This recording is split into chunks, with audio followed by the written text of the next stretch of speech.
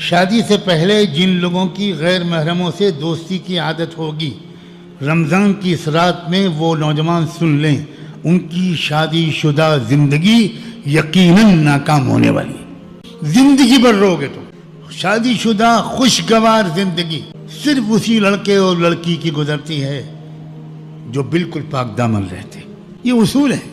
تم خود اپنی پوری زندگی برباد کرنا چاہتے ہو کر، تمہیں اتنی سمجھ نہیں ہے کہ تم اگر بے وفا ہو تو تم کو وہی لڑکی ملے گی جو بے وفا ہوگی۔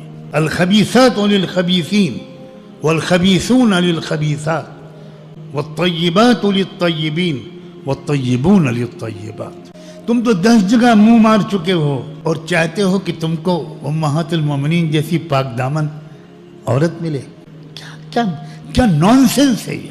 اللہ کے واسطے اس رمضان میں سچی توبہ کر لیں ہم سب۔